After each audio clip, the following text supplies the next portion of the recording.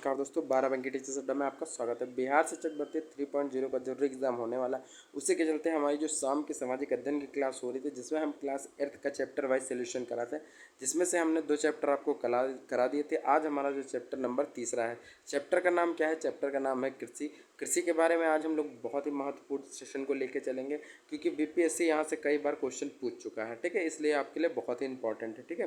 तो आइए आपके समय को ना बर्बाद करते हुए क्लास को स्टार्ट करते हैं। उससे पहले अगर दो जो क्लासें हुई हैं, अगर आपने चैप्टर 1 या चैप्टर 2 की क्लासेस नहीं देखी हैं, तो आप इस वीडियो के डिस्क्रिप्शन बॉक्स में जाकर लिंक पर क्लिक करके आप उन क्लासेस को देख सकते हैं। ये हमारा चैप्टर नंबर 3 है, सामाजिक अध्ययन, ठीक है। सुबह की जो क्लास 9 बजे होती है, उसमें आपको हम कक्षा 8 की साइंस को सॉल्व करा रहे हैं, जिसमें हमने आपको 8 चैप्टर करा दिए हैं। कल जो आपका चैप्टर होगा चैप्टर नंबर 9 होगा, और जो शाम की हमारी क्लास 5 बजे आती है, उसमें हम आपको क्लास 8 की सामाजिक अध्ययन को सॉल्व कराते हैं, जिसमें से आज हमारा उसकी श्रेणी में तीसरा चैप्टर है, और चैप्टर का नाम है कृषि, ठीक है। इस चैप्टर के बारे में एक महत्वपूर्ण चीज़ आपको और जानना जरूरी है कि हम केवल इस चैप्टर में वही चीज़ लेके चलेंगे जो आपकी परीक्षा की दृष्टि से बहुत ही महत्वपूर्ण है, ठीक है। बाकी किसी पॉइंट पे हम लोग ध्यान भी नहीं देंगे, जो चीज़ इंपॉर्टेंट है केवल वही पढ़ते चलेंगे, ठीक है। बाकी पूरे चैप्टर को पढ़ने की ज़रूरत नहीं है, ठीक है। तो आइए स्टार्ट करते हैं, ठीक है। तो सबसे पहले बात करते हैं, देखते हैं कि इसमें इंपॉर्टेंट क्या चीज़ है। इसमें सबसे पहले आता है कृषि, ठीक है। इसके बारे में बात करते हैं, ठीक है। ये देखिए, पहला पॉइंट जो इंपॉर्टेंट दिया गया, इसमें हम लोग समझते हैं, इसमें 3 चीज़ों के बारे में बात करेंगे। जैसे आपने देखा होगा कभी कभी क्वेश्चन पूछ लेता है कि कौन सी चीज़ें हमारे प्राथमिक क्षेत्र से संबंधित है, और कौन सी चीज़ हमारे द्वितीयक क्षेत्र से संबंधित है, और कौन सी चीज़ें हमारी तृतीयक क्रियाओं से संबंधित है। इनमें इन्हीं 3 पॉइंटों के बारे में बात की गई है, ठीक है। इसको हम लोग देखते हैं। पौधों से प्रकृत उत्पादों के रूपांतरण में 3 प्रकार की आर्थिक क्रियाएं सम्मिलित है, ठीक है। जैसे पौधों से जुड़े जो प्रसंस्कृत या उत्पाद होते हैं या रूपांतरण होता है, ठीक है, उनके द्वारा जो 3 प्रकार की आर्थिक क्रियाएं जो है ना सम्मिलित होती है। कौन कौन सी? पहली तो प्राथमिक आर्थिक क्रिया सम्मिलित होती है, और दूसरी द्वितीयक सम्मिलित होती है, और तीसरी जो होती है आपकी तृतीयक क्रिया सम्मिलित होती है। तो देखते हैं जो प्राथमिक के अंतर्गत क्या क्या चीज़ होती है। प्राथमिक क्रियाओं के अंतर्गत उन सभी क्रियाओं को शामिल किया जाता है जिनका संबंध प्राकृतिक संसाधनों के उत्पादन और निष्कासन से होता है, ठीक है। जैसे कि कृषि कह सकते हैं, मत्स्य पालन कह सकते हैं, संग्रहण कह सकते हैं, इसके अच्छे उदाहरण हैं, ठीक है। कहने का मतलब है प्राथमिक क्षेत्र के अंतर्गत क्या क्या चीज़ आता है। तो प्राथमिक क्षेत्र के अंदर कृषि का आता है, मत्स्य पालन आता है, और संग्रहण आता है। ये जो 3 क्षेत्र हैं आपके प्राथमिक क्रिया के अंतर्गत आते हैं। अगर आपसे परीक्षा में क्वेश्चन पूछता है कि बताइए निम्नलिखित में से कौन सा प्राथमिक क्रिया का क्षेत्र नहीं है, आपको एक विद्युत दे देगा, एक कृषि दे देगा, और आपको एक दे देगा पुल का निर्माण, तो आपको बताना रहेगा कौन सा नहीं है। तो प्राथमिक क्रिया के अंतर्गत कौन कौन से आते हैं? एक कृषि आता है, एक मत्स्य पालन आता है, और एक संग्रहण आता है। तो ये 3 चीज़ें आपके लिए इंपॉर्टेंट है, ठीक है, ये आप रखेंगे। फिर देखते हैं हम लोग दूसरा पॉइंट क्या है। दूसरा पॉइंट में आते हैं, ये देखिए द्वितीय क्रिया के अंतर्गत। अच्छा, द्वितीय क्रिया के अंतर्गत क्या क्या आता है उनको हम लोग देखते हैं। तो द्वितीय क्रिया के अंदर संसाधनों के प्रसंस्करण से संबंधित होता है। जैसे इस्पात विनिर्माण होता है, डबल रोटी को पकाना होता है, कपड़ा बुनना, इन क्रियाओं के उदाहरण हैं। जैसे द्वितीयक में आता है, तो द्वितीयक में क्या क्या चीज़ होता है? द्वितीयक में इस्पातों का विनिर्माण किया जाता है, ठीक है, डबल रोटी का पकाना किया जाता है, और कपड़े बुनना। जो ये 3 काम है, ये आपके आते हैं द्वितीयक क्षेत्र में। अगर आपसे परीक्षा में पूछता है कि द्वितीयक क्षेत्र के अंतर्गत कौन कौन सी क्रियाएं आती है, तो आपको पता होना चाहिए। पहली आती है इस्पात विनिर्माण, दूसरी आती है डबल रोटी का पकाना, तीसरी क्या आती है? कपड़ा बुनना आता है। फिर आता है तृतीय क्रियाएं। तृतीय क्रियाएं क्या होती है? तृतीय क्रियाएं प्राथमिक और द्वितीय क्षेत्रों के सेवा कार्यों द्वारा सहयोग प्रदान करती हैं, ठीक है। मतलब कि जो तृतीय क्षेत्र होता है वो प्राथमिक में जो काम कर रहे हैं या जो द्वितीय क्षेत्र में काम कर रहे हैं, उनके सहयोग से जो होता है ये वो तृतीय कार्य जो है ना संपन्न होता है। अच्छा, तृतीय कार्य के उदाहरण के तौर पे कौन कौन सी चीज़ें हैं? तो पहला तो यातायात आता है तृतीय क्षेत्र में, फिर व्यापार आता है, फिर बैंकिंग आता है, फिर बीमा आता है, फिर विज्ञापन तृतीय क्रिया के उदाहरण हैं, ठीक है। आगे देखते हैं हम लोग। चैप्टर का हमारे नाम है, चैप्टर का नाम है कृषि। उसी से जुड़े संबंधित प्रश्न आगे भी बहुत से आएंगे, उसको देखते हैं। सबसे पहले कृषि एक प्राथमिक क्रिया है। कृषि कैसी क्रिया है? कृषि एक प्राथमिक क्रिया। अभी मैंने आपको ऊपर बताया, ये देखिए लिखा है प्राथमिक क्रिया के अंतर्गत क्या क्या चीज़ आता है। प्राथमिक क्रिया कृषि आता है, तो ये यही दिया गया है। कृषि जो है ना वो आपका प्राथमिक क्रिया के अंतर्गत आता है, ठीक है, यही आपका दिया गया है, ठीक है। तो हम लोग उसी की बात करेंगे। जो कृषि है ना वो प्राथमिक क्रिया के अंतर्गत आता है, ठीक है। फसलों, फलों तथा सब्जियों, फूलों को उगाने और पशुपालन इसमें शामिल होता है, ठीक है। जो कृषि में होता है वो फसलों को उगाना तथा फलों को उगाना, सब्जियों फूलों को उगाना तथा पशुपालन करना भी कृषि के अंतर्गत आता है। विश्व में 50% लोग जो है ना कृषि से संबंधित क्रियाओं में संलग्न हैं, ठीक है। कहने का मतलब यही है कि जो विश्व मतलब संपूर्ण विश्व का जो है 50% लगभग जो इंसान हैं वो जो है ना कृषि से संबंधित है, संलग्न क्रियाएं ही करते हैं। भारत का 2/3 जनसंख्या अब तक कृषि पर निर्भर है। अच्छा, भारत की बात करेंगे तो भारत में आते हैं जो 2/3 हिस्सा जो है वो आपका जो है ना कृषि पर ही निर्भर करता है, ठीक है। आगे देखते हैं। कृषि से जुड़े कुछ नाम हैं जो कि बहुत ही इंपॉर्टेंट है, आपसे कभी कभी परीक्षाओं में पूछ लेता है, उनको पता होना चाहिए। जैसे एक आप देखे होंगे कि एग्रीकल्चर बहुत बार पूछा गया है, फिर सेरिकल्चर कई बार पूछा गया है, फिर पिसिकल्चर कई बार पूछा गया है, विटिकल्चर कई बार पूछा गया है, हार्टिकल्चर कई बार पूछा गया है। ये क्वेश्चन जो है ना कई बार कई अन्य परीक्षाओं में कई बार देखने को मिल जाते हैं, तो इन्हीं के बारे में हम लोग बात करेंगे जो कि बहुत ही इंपॉर्टेंट है। ठीक है, तो सबसे पहला क्या आता है, सबसे पहला आता है हमारे पास एग्रीकल्चर। क्या आता है? एग्रीकल्चर। तो एग्रीकल्चर क्या चीज़ होता है इसको देखते हैं। मृदा की जुताई, फसलों को उगाना एवं पशुपालन का विज्ञान एवं कला है। ठीक है, इसे खेती भी कहते हैं। ठीक है, ठीक है, तो कहने का मतलब है जो एग्रीकल्चर होता है वो मृदा की जुताई तथा फसलों को उगाना या पशुपालन के विज्ञान की जो कला है उसी को हम लोग जो है ना एग्रीकल्चर कहते हैं। तो एग्रीकल्चर के अंतर्गत क्या कहता है? मृदा की जुताई करना, फसलों को उगाना, पशुपालन करना, ये सब एग्रीकल्चर के अंतर्गत आता है। फिर आता है सेरीकल्चर। क्या होता है सेरीकल्चर में? शॉर्ट में दिया गया है, देखिए ब्रैकेट में, रेशम उत्पादन। अगर सेरीकल्चर पूछता है किस से संबंधित है तो वो आपका रेशम से संबंधित है, ये आपको पता होना चाहिए। यही क्वेश्चन पूछता भी है एग्जामिनर कि रेशम से संबंधित कृषि को क्या कहा जाता है, तो उसे हम लोग सेरीकल्चर कहते हैं। और जो कृषि से संबंधित जो कृषि होती है उसको क्या कहा जाता है? उसको एग्रीकल्चर। और रेशम से उत्पादित कृषि को हम लोग सेरीकल्चर कहते हैं। अच्छा, रेशम के कीटों का वाणिज्य पालन या कृषि की आय को में पूरक हो सकता है। ठीक है, ये दिया गया है, लेकिन अगर आपसे क्वेश्चन यहीं से बनता है कि सेरीकल्चर किस से संबंधित है तो वो रेशम उत्पादन से संबंधित है। फिर आता है पिसिकल्चर। पिसिकल्चर किससे संबंधित है? पिसिकल्चर जो है ना मत्स्य पालन से संबंधित है। विशेष रूप से ये निर्मित तालाबों एवं पोखरों में मत्स्य पालन किया जाता है। विटिकल्चर आता है। विटिकल्चर जो है ना वो आपका अंगूरों से संबंधित होता है। किससे संबंधित होता है? अंगूरों से। ये आपको पता होना चाहिए, बहुत ही मोस्ट इंपॉर्टेंट है, इसको बहुत मोस्ट इंपॉर्टेंट रखें क्योंकि आपको यहाँ से 1 से 2 नंबर के क्वेश्चन देखने को मिल सकते हैं और आपकी एनसीईआरटी बुक में दिया भी गया है। ठीक है, फिर आता है एक हार्टिकल्चर। हार्टिकल्चर क्या होता है? हार्टिकल्चर का जो संबंध है वो उद्यान कृषि से संबंधित है। किससे? उद्यान कृषि से। वाणिज्य उपयोग के लिए सब्जियां एवं फूलों एवं फलों को उगाना जो है ना वाणिज्य कृषि के अंतर्गत, सॉरी, उद्यान कृषि के अंतर्गत आता है। ठीक है, तो आपका जो हार्टिकल्चर है वो संबंधित है उद्यान कृषि से। ठीक है, फिर आता है कृषि तंत्र के बारे में देखते हैं। कृषि तंत्र में क्या क्या चीज़ बात करें? कृषि एवं खेती का एक तंत्र के रूप में देखा जा सकता है। इसके महत्वपूर्ण निवेश है बीज, उर्वरक, मशीनरी, श्रमिक। ठीक है, तो कहने का मतलब ये है कृषि जो होती है एक प्रकार का एक कोई एकल प्रक्रिया नहीं है, ये एक तंत्र के रूप में काम करती है। इसमें जो है ना बीजों का भी उपयोग किया जाता है, उर्वरकों का भी उपयोग किया, मशीनरी का उपयोग किया, श्रमिक भी लगते हैं तथा जुताई बुआई बहुत सी ऐसी अन्य क्रियाएं होती हैं। इन सभी क्रियाओं को मिलाकर एक जो तंत्र बनता है उसी को हम लोग कृषि तंत्र कहते हैं। ठीक है, आगे देखते हैं हम लोग के नीचे देखिए जैविक कृषि एक बहुत ही महत्वपूर्ण है। इससे भी कभी वही परीक्षा में क्वेश्चन पूछ लेता है, इसको भी आप लोग इंपॉर्टेंट लिखेंगे। ठीक है, ये आपके लिए इंपॉर्टेंट है जैविक कृषि। ठीक है, इसमें क्या दिया गया? इस प्रकार की कृषि में रासायनिक खादों के स्थान पर जैविक खाद या प्राकृतिक कीटनाशक का जो है ना उपयोग किया जाता है। फसलों के उत्पादन बढ़ाने के लिए कोई आनुवंशिक रूपांतरण नहीं किया जाता है। कहने का मतलब ये है जो जैविक कृषि होती है इसमें जो है ना किसी प्रकार की रासायनिक खाद का उपयोग नहीं किया जाता, ना ही किसी कीटनाशक का प्रयोग है। इसको जो है ना बिल्कुल प्राकृतिक तरीके से जिसे बोया जाता है उसी को हम लोग जैविक कृषि के अंतर्गत रखते हैं। ठीक है, ये आपके लिए इंपॉर्टेंट है, ये आप लोग याद रखेंगे। जिस कृषि में आपका खाद वगैरह का यूज़ नहीं किया जाता है, रासायनिक चीज़ों का यूज़ नहीं किया जाता है, उसको नॉर्मल तरीके से उगाया जाता है, उसे हम लोग जैविक कृषि कहते हैं। ठीक है, जैविक कृषि हो गया। फिर आता है दूसरा पॉइंट देखते हैं, ये आपका दिया गया है, इसको देखते हैं। दिया गया है जो मांग और श्रम और प्रौद्योगिकी स्तर के आधार पर कृषि के 2 प्रमुख वर्गीकृत किया गया। पहले निर्वाह कृषि किया गया और वाणिज्य कृषि किया गया। तो निर्वाह कृषि के अंतर्गत क्या होता है? निर्वाह कृषि के अंदर इस प्रकार की कृषि में कृषक परिवार की आवश्यकताओं को पूरा करने के लिए की जाती है। ठीक है, अच्छा, जो निर्वाह कृषि होती है यह केवल कृषि इसलिए की जाती है ताकि परिवार की आवश्यकताएं पूरी हो सके। ठीक है, इस प्रकार की जो कृषि होती है वह निर्वाह कृषि कहलाती है। ठीक है, आगे देखते हैं, आगे हमारा पे आता है गहन निर्वाह कृषि। गहन निर्वाह कृषि क्या होता है इसके बारे में देखते हैं। गहन निर्वाह कृषि किसान एवं छोटे भूखंड पर साधारण औजारों और अधिक श्रम से खेती करता है और अधिक धूप वाले दिनों में युक्त जलवायु और उर्वरा मृदा वाले खेत में एक वर्ष में 1 से अधिक फसलें उगाई जा सकती हैं। चावल मुख्य फसल होती है। ठीक है, चावल क्या होती है? मुख्य फसल होती है। अन्य फसलों में गेहूँ, मक्का, दलहन, तिलहन शामिल होते हैं। गहन निर्वाह कृषि दक्षिणी तथा दक्षिण पूर्व एवं पूर्वी एशिया के सघन जनसंख्या वाले मानसूनी प्रदेशों में प्रचलित है। ठीक है, कहने का मतलब है जो गहन निर्वाह कृषि होती है वो जो है ना 1 वर्ष के समय में जो है ना 1 से अधिक फसलों को उगाने की प्रक्रिया जो होती है वो गहन निर्वाह कृषि के अंतर्गत आती है। साइड में देखिए यहाँ पे एक इंपॉर्टेंट चीज़ दी गई है जो कि बहुत ही इंपॉर्टेंट, यहाँ से परीक्षा में 2-3 बार क्वेश्चन पूछा गया, मैं अभी आपको दिखा रहा हूँ। ठीक है, पहले इसको पढ़ लेते हैं फिर देखते हैं। तो दिया गया स्थानांतरित कृषि विश्व में विभिन्न भागों में विभिन्न नामों से जानी जाती है। ठीक है, कहने का मतलब ये है कि इससे आपसे अगर आपने टायर 1 या टायर 2 दिया होगा तो आपने देखा होगा स्थानांतरित कृषि से जुड़े हुए कई बार 2 से 3 क्वेश्चन पूछे गए हैं। ठीक है, तो देखते हैं जो झूमिंग कृषि होती है वो कहाँ संबंधित होती है, वो उत्तर पूर्वी भारत से। अगर आपसे पूछा जाता है कि झूमिंग कृषि कहाँ की कृषि है तो वो उत्तर पूर्वी भारत की कृषि। अगर मिल्पा को पूछा जाता तो मिल्पा जो है ना वह मैक्सिको में की कृषि होती है। रोका जो स्थानांतरित कृषि है वो ब्राज़ील की, और जो लदांग है वो मलेशिया की जो है ना वो कृषि है। ठीक है, क्वेश्चन में आपको दिखाते हैं कि कैसे टायर 1 में पूछा गया था, टायर 1 और टायर 2में। ये देखिए हमारे पास क्वेश्चन पेपर दिया गया है, इसमें देखिए एक क्वेश्चन आपसे पूछा गया था, कहाँ पे है क्वेश्चन अभी आपको दिखाते हैं।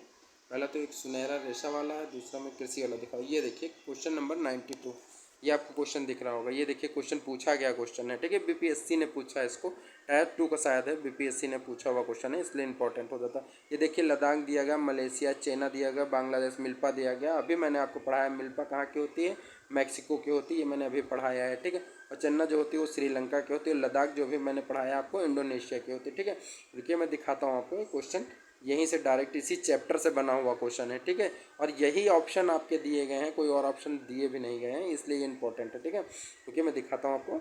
ये देखिए मिल्पा दिया गया है, रोका दिया गया है, लद्दाख दिया गया है। ठीक है, मिल्पा कहाँ के, मैक्सिको के, रोका ब्राज़ील की है, लद्दाख जो है मलेशिया के, और जूमिंग कृषि जो है ना उत्तर पूर्वी भारत के। तो देख रहे हैं केवल क्वेश्चन यहीं से बना हुआ है। ठीक है, ऐसे छोटे छोटे टॉपिकों से ही आपके क्वेश्चन बीपीएससी पूछ लेता है, इसलिए हम लोग एक एक चैप्टर को बहुत स्पीड मोड में लेके चलेंगे और हर एक चीज़ को कवर करते चलेंगे। ठीक है, फिर बात करते हैं स्थानांतरित कृषि की, ये भी इसके बारे में बात करते हैं। स्थानांतरित कृषि का तो अमेजन बेसिन के सघन वन क्षेत्रों में उष्णकटिबंधीय अफ्रीका, दक्षिण पूर्व एशिया तथा उत्तर पूर्वी भारत में भागों में प्रचलित है, तथा ये भारी वर्षा और वनस्पति के तीव्र पुनर्जन्म वाले क्षेत्र हैं, तथा वृक्षों को काटकर जलाकर भूखंड को साफ किया जाता है, तब राख को मृदा में मिलाया जाता है तथा मक्का, रातुल, आलू, कसावा जैसी फसलों को उगाया जाता है। भूमि की उर्वरता की समाप्ति के बाद वह भूमि छोड़ दी जाती है और कृषक नए भूखंड पर चला जाता है।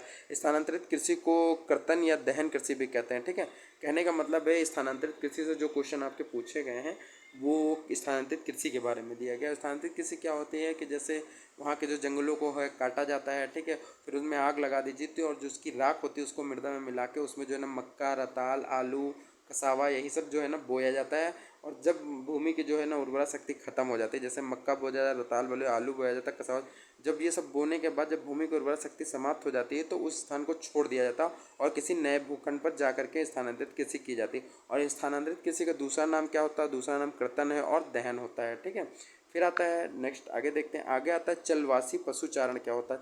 चलवासी पशुचारण की बात करते हैं, ये सहारा के अर्धशुष्क और शुष्क प्रदेशों में, मध्य एशिया और भारत के कुछ भागों जैसे राजस्थान और जम्मू कश्मीर में प्रचलित है। ठीक है, तो जो चलवासी चारण मतलब चलवासी पशुचारण है ये कहाँ कहाँ प्रसिद्ध है, ये आपका भारत के राजस्थान प्रसिद्ध है, जम्मू कश्मीर में प्रसिद्ध है। ठीक है, सहारा के शुष्क घर में प्रसिद्ध है। ठीक है, मध्य एशिया में तथा भारत के कुछ हिस्सों में प्रकाशित है। ठीक है, इसको आप लोग पता रखेंगे। ठीक है, क्योंकि यहाँ से भी क्वेश्चन पूछने की प्रबल संभावना है।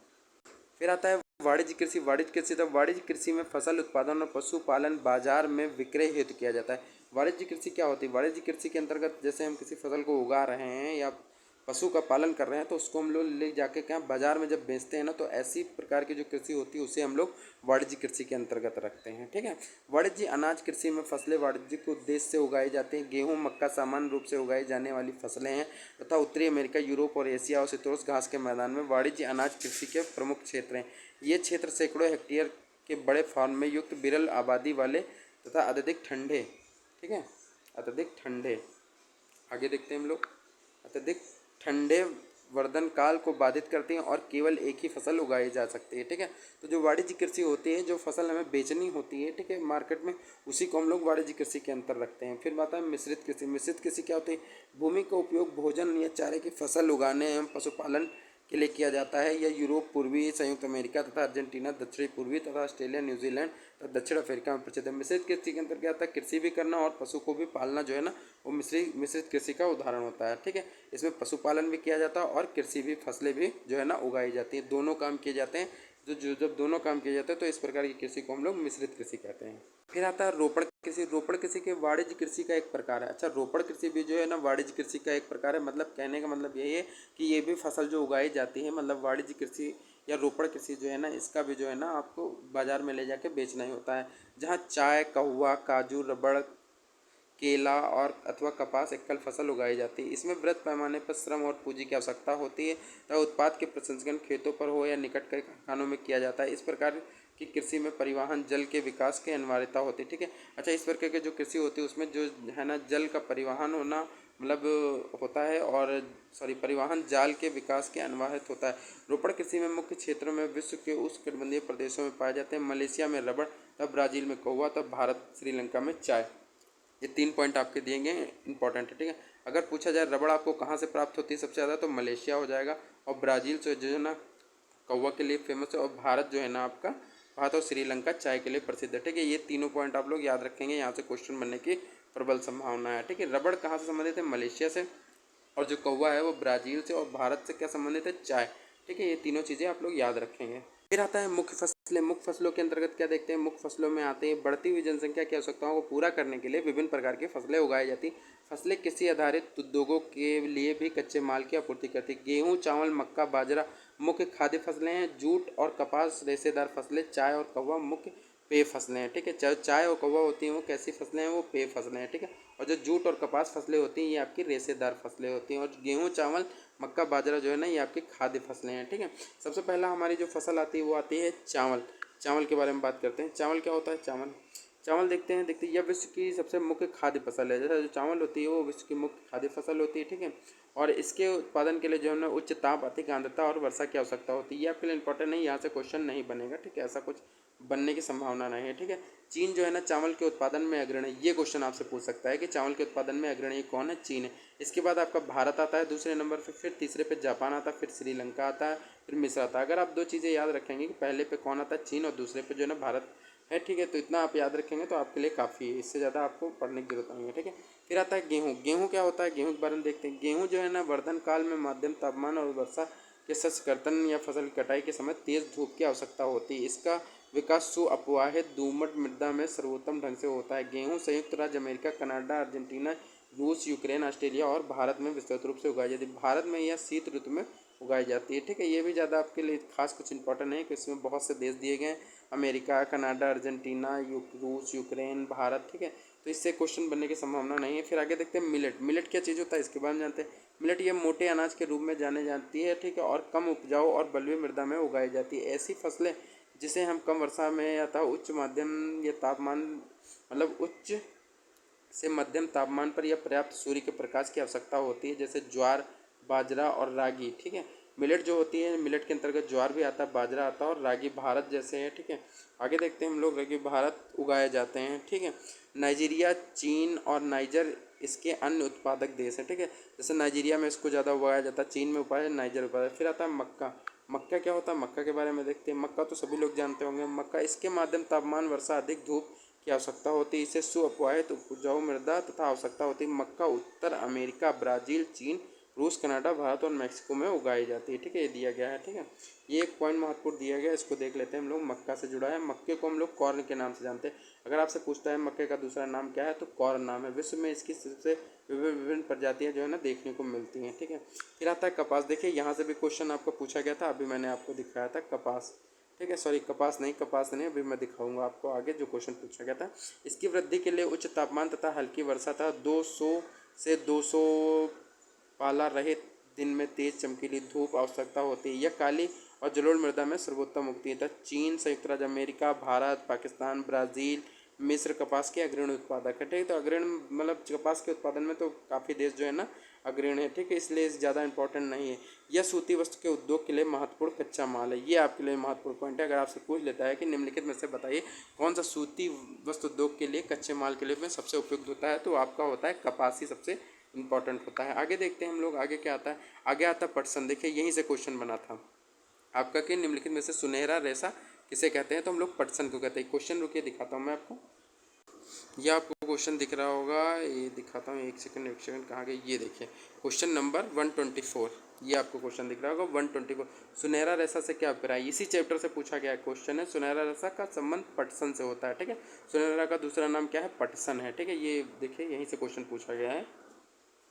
देखिए डायरेक्ट पहली लाइन से क्वेश्चन पूछ लिएगा। पटसन, इसको सुनहरा रेशा भी कहते हैं, सुनहरा रेशा के रूप में भी जाना जाता है। यह जलोढ़ मृदा में अच्छे ढंग से विकसित होता है। इसे उच्च तापमान तथा भारी वर्षा और आर्द्र जलवायु की आवश्यकता होती है। यह फसल उष्णकटिबंधीय क्षेत्रों में उगाई जाती है। भारत और बांग्लादेश पटसन के लिए अग्रणी उत्पादक है। ठीक है, तो आप देख रहे हैं कि डायरेक्ट क्वेश्चन एनसीईआरटी बेस्ड ही बुक से ही पूछ लिया गया। ठीक है, तो ऐसे ही आप अगर धीरे धीरे बुक्स को कवर करते जाएंगे तो आपको हर एक क्वेश्चन मिलते चलेंगे। फिर कॉफ़ी आता है। कॉफ़ी इसके लिए गर्म एवं आर्द्र जलवायु या सुअपवाहित दोमट मृदा की आवश्यकता होती है। ठीक है, इसमें आपको क्या देखना है, ब्राज़ील जो है ना कॉफ़ी के लिए फेमस है, ये आप लोग याद रखेंगे। जो अग्रणी है मतलब जो ब्राज़ील है वो कॉफ़ी उत्पादन में जो है ना पहले स्थान पे। इसके पश्चात जो आता है कोलंबिया, फिर तीसरे पे क्या आता है, भारत आपका आ जाता है। ठीक है, तीसरे पे आपका भारत आ जाता है। फिर आगे देखते हैं हम लोग, आगे आता है चाय। चाय के बारे में बात करते हैं। चाय जो है ना बागानों में उगाई जाने वाली एक पेय फसल है। इसकी कोमल पत्तियों की वृद्धि के लिए ठंडी जलवायु और वर्ष भर जो है ना समवितरित उच्च वर्षा की अनावश्यक मतलब आवश्यकता होती है। ठीक है, इसके लिए सुअपवाहित दोमट मृदा और मंद ढाल की आवश्यकता होती है। पत्तियों को चुनने के लिए अधिक संख्या में श्रमिकों की भी आवश्यकता होती है। ठीक है, तो जो चाय होती है इसको जो है ना मतलब हल्की ठंडी जलवायु की ज़रूरत होती है। ठीक है, और ये ऐसी जगह पे उगाई जाती है जहाँ पे हल्की सी ढाल हो। ठीक है, पानी का ज़्यादा ठहराव ना हो, और इसकी जो पत्तियाँ चुननी होती है उसमें जो है ना श्रमिकों की अधिक संख्या लगती है। ठीक है, तो गाइस आज के चैप्टर में इतना ही था। जो चीज़ें आपके लिए इंपॉर्टेंट थी वो मैंने पढ़ा दी है, जिससे जिससे क्वेश्चन बनने की प्रबल संभावना थी। इसलिए ये चैप्टर आपका ख़त्म होता है। ठीक है, जल्दी हम आपके इसके आगे का चैप्टर लेके आएंगे। ठीक है, और आप इसे अच्छे से प्रैक्टिस करेंगे। इससे देख रहे हैं कि 3 से 4 5 क्वेश्चन आपके यहाँ से इस चैप्टर से पूछे गए, इसलिए ये चैप्टर आपके लिए बहुत इंपॉर्टेंट है। अगर आप धीरे धीरे पढ़ना चाहते हैं तो ऐसे ही पढ़ते रहिए, आप इजीली कवर कर जाएंगे। ठीक है, सुबह जो क्लास 9 बजे आती है वो साइंस की क्लास हमारी कक्षा 8 की आती है, और जो शाम को क्लास आती है वो सामाजिक अध्ययन की क्लास आती है। ठीक है, तो इसी क्रम में 2 क्लासें आपकी चलती रहेंगी। हम कोशिश करेंगे संडे संडे को महामैराथन लाएँ।